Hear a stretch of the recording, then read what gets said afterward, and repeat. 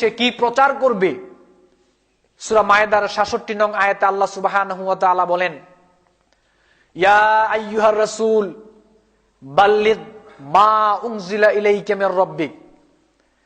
হে রাসূল, আপনি মানুষের মধ্যে প্রচার করুন সেই কথা যেই কথা আল্লাহ সুবহানাহু ওয়া তাআলা ওহীর মাধ্যমে আপনার প্রতি নাজিল করেছেন।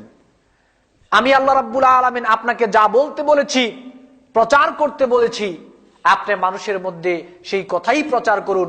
ওহীর কথার মাধ্যমে আপনি মানুষের মধ্যে বক্তব্য ছড়িয়ে দেন, দাওয়াতি কাজ করেন। তাহলে একজন মুসলিম হিসেবে তার পরিচয় যেমনিভাবে থাকবে মুসলিম, মানুষের সামনে বক্তব্য দিতে হবে, প্রচার করতে হবে ওহীর কথা। আল্লাহ রাব্বুল আলামিন যেই কথাগুলো বলতে বলেছেন, রাসূল সাল্লাল্লাহু আলাইহি ওয়াসাল্লাম যেই কথা বলতে বলেছেন, সেই কথাগুলোই মানুষের মধ্যে প্রচার করতে হবে। দেখুন, আল্লাহ রাব্বুল আলামিন রাসূল সাল্লাল্লাহু আলাইহি ওয়াসাল্লামকে বলেছেন, আপনি প্রচার করুন সেই কথা যেই কথা আমি আল্লাহ আপনাকে প্রচার করতে বলেছি, মানে আপনার উপরে নাজিল করেছি। একদিকে আল্লাহ রাব্বুল আলামিন রাসূল সাল্লাল্লাহু আলাইহি ওয়াসাল্লামকে বললেন, আবার আরেকদিকে আল্লাহ নিজেই স্বীকারোক্তি দিচ্ছেন, আরেকদিকে নিজেই আল্লাহ রাব্বুল আলামিন সার্টিফাই করছেন। সূরা নাজমের 3 এবং 4 নং আয়াতে আল্লাহ রাব্বুল আলামিন বলেন, ওয়ামা ইয়ানতিকু আনিল হাওয়া ইন হুয়া ইল্লা ওয়াহয়ুন ইউহা। আল্লাহ রাব্বুল আলামিন বলেন, একদিকে আল্লাহ রাব্বুল আলামিন রাসূল সাল্লাল্লাহু আলাইহি ওয়াসাল্লামকে বললেন, প্রচার করুন সেই কথা যেই কথা আমি আল্লাহ বলেছি। আবার আল্লাহ রাব্বুল আলামিন নিজেই নবীর কথার ব্যাপারে নিজেই সার্টিফাই করছেন। আমার নবী নফসকে অনুসরণ করে, প্রবৃত্তিকে অনুসরণ করে আমার নবী কোনো কথা তোমাদের সামনে বলেন নাই। নিজ থেকে বানিয়ে কোনোদিন কোনো কথা আমার রাসূল তোমাদের সামনে বলেন নাই। আমি আল্লাহ রাব্বুল আলামিন যা কিছু বলতে বলেছি, আমি আল্লাহর কথাই আমার নবী তোমাদের সামনে প্রচার করেছেন।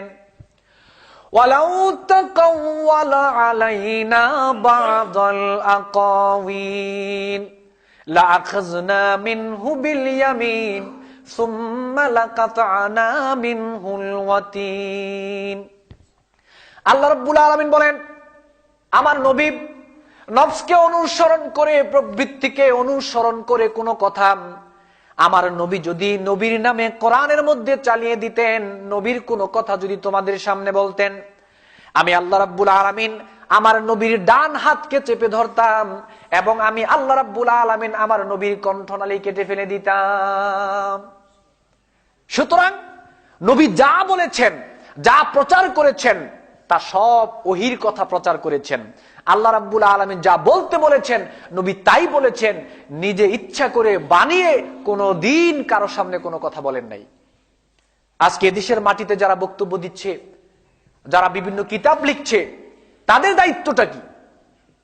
সহিহ বুখারী মুসলিমে এসেছে, রাসূল সাল্লাল্লাহু আলাইহি ওয়াসাল্লাম বলেছেন, বাল্লিগু আন্নী ওয়ালাউ আয়া। আমি নবীর পক্ষ থেকে একটি কথাও যদি তোমরা জানো, সেটা মানুষের মধ্যে প্রচার করে দাও। তবে কথা প্রচার করার পূর্বে নিশ্চিত হতে হবে কথাটা আমি নবী বলেছি কিনা। সহিহ বুখারী মুসলিমে এসেছে, মান তাকাওয়ালা আলাইয়া মা লাম আকুল ফালিয়াতাবাওয়া মাকআদাহু মিনান নার, মান কাযাবা আলাইয়া মুতাআম্মিদান ফালিয়াতাবাওয়া মাকআদাহু মিনান নার। যে কোনো বক্তা, যে কোনো ব্যক্তি যদি এমন কোন কথা রাসূল সাল্লাল্লাহু আলাইহি ওয়াসাল্লামের নামে চালিয়ে দেয়, রাসূল বলেন নাই কিন্তু রাসূলের নামে চালিয়ে দিয়েছে, তাহলে সে যত বড় বক্তাই হোক না কেন, তার জীবনে যত আমলই থাকুক না কেন, সেই বক্তার থাকার জায়গা জাহান্নাম। নাউযুবিল্লাহি মিন যালিক। সহিহ বুখারীতে আরো এসেছে, রাসূল সাল্লাল্লাহু আলাইহি ওয়াসাল্লাম বলেছেন, কাফা বিল মারই কাযিবান আইয়ুহাদ্দিসা বিকুল্লি মা সামিআ। একজন বক্তার মিথ্যুক হওয়ার জন্য এতটুকুই যথেষ্ট, সে যা শোনে তাই বলে বেড়ায়, বিচার বিশ্লেষণ করে না, গবেষণা করে দেখে না কথাটা রাসূল বলেছেন কিনা। সে যা শুনে তাই মানুষের মধ্যে বলে বেড়ায়। সহিহ মুসলিমে এসেছে, আবু হুরায়রা রাদিয়াল্লাহু তাআলা আনহু থেকে বর্ণিত, রাসূল সাল্লাল্লাহু আলাইহি ওয়াসাল্লাম বলেন, ইয়াকুনু ফি আখিরিজ জামানি দাজ্জালুনা কাযাবুন। শেষ জামানায় এমন মিথ্যুক বের হবে, এই মিথ্যুক যে কেউ হতে পারে, বক্তা হতে পারেন, যারা কিতাব লেখেন তারা হতে পারেন, যে কেউ হতে পারে। শেষ জামানায় এমন মিথ্যুক বের হবে, ইয়াতুনাকুম মিনাল আহাদিস মা লাম তাসমাউ আনতুম ওয়ালা আবাউকুম ফাইয়াকুম ওয়া ইয়্যাহুম লা ইউদিল্লুনাকুম ওয়া লা ইফতিনুনাকুম। রাসূল সাল্লাল্লাহু আলাইহি সাল্লাম বলেছেন, তোমাদের সামনে এমন হাদিস বর্ণনা করবে, এমন কথা বলবে, এমন ফজিলতের কথা বলবে বানিয়ে, যেই কথা রাসূল বলেন নাই, যেই কথা তোমরা শোনো নাই, তোমাদের বাপ দাদা শুনে নাই, এমন মিথ্যা কথা তোমাদের সামনে বলা হবে ধর্মের নামে। সুতরাং তাদের থেকে তোমরা দূরে থাকবে, বেঁচে থাকবে, তাহলে তারা তোমাদেরকে গোমরাহ করতে পারবে না। তিরমিজি শরীফে এসেছে, রাসূল সাল্লাল্লাহু আলাইহি সাল্লাম বলেছেন, নাদ্দারাল্লাহু ইমরান সামিআ মিন্না শাইআন ফাবাল্লাগাহু কামা সামিআ। ওই ব্যক্তির চেহারাকে আল্লাহ উজ্জ্বলতা দান করুক, যে তার নবী থেকে যা শুনেছে হুবহু তাই বলেছে, কথা কাটছাট করে নাই, কমায়ও নাই, বাড়ায়ও নাই। এজন্য আজকে আমরা যারা বক্তব্য দিচ্ছি দেশের মাটিতে, আমাদের দায়িত্ব আমরা কোরআন এবং সহিহ সুন্নাহর কথাই প্রচার করতে হবে। যদি রাসূলের নামে কোনো বানানো কথা দিয়ে মানুষকে ইসলাম শিখাই, রাসূলের নাম দিয়ে বানিয়ে কোনো কথা দিয়ে, কোনো ফজিলত দিয়ে, যে কোনো কথা দিয়ে মানুষকে ইসলাম শিখাতে যাই, তাহলে আমি যত বড় ব্যক্তি হই না কেন, যত বড় বক্তাই হই না কেন, আমার থাকার জায়গা জাহান্নাম। আর আপনাদের করণীয় কি? আপনাদের করণীয় হচ্ছে, আপনাদেরকে যদি কেউ কোনো আমল শিখায়, ইসলামের নামে কোনো কথা আপনাদেরকে বলে, আপনাদের দায়িত্ব হচ্ছে যে ভাই, দলমত নির্বিশেষে আমার একটাই পরিচয়, আমি মুসলিম। রাসূল সাল্লাল্লাহু আলাইহি ওয়াসাল্লাম যদি এই আমলের কথা বলে থাকেন, সহিহ সুন্নাহ দ্বারা যদি এই আমলটা প্রমাণিত হয়, আমার করতে কোনো আপত্তি নাই। কিন্তু রাসূল বলে নাই, রাসূল করে নাই, এমন কোন আমলের কথা তুমি যদি বলো, সেটা আমি মানতে রাজি না। কেন? সহিহ বুখারীতে এসেছে, মান আমিলা আমালান লাইসা আলাইহি আমরুনা ফাহুয়া রাদ্দুন।